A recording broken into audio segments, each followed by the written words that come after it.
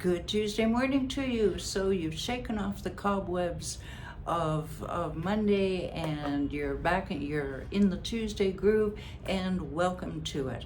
Who am I? I am Kitti Andrews with Fluent and Fabulous, helping you to elevate your English the fun and easy way, because fun equals easy and easy equals fun. And every day we bring you one word so that you don't get overwhelmed with a lot of information that you can't process all at once. And all of these words come from the Barron's 600 essential words that you need to know to score well on the IELTS exam. And they're wonderful words for just using every day. They're not too hard, they're not too simple, they're just right. Let's give you today's word, and the word is impaired. Impaired. It's an adjective, which means it's describing a thing. And one of the they are different definitions, but if you think about it, they're very similar. So the first one is damaged or weakened. Impaired, meaning damaged or weakened. You could say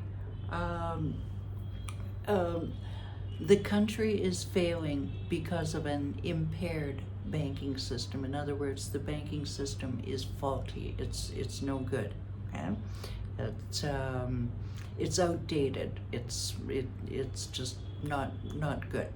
Or you could say sight impaired children. These are not full sentences, but you'll excuse me for today, won't you? Sight impaired children. In other words, their sight is damaged or weakened, so their sight is impaired.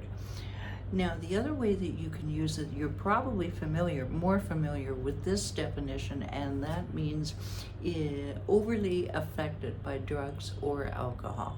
So, impaired. Here's your sentence.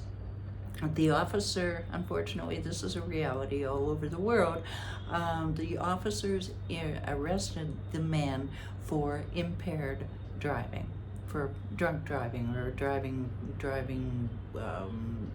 with drugs in the system. Impaired. So they are similar, they're both damaged. In other words, their ability to drive is weakened or damaged. Okay?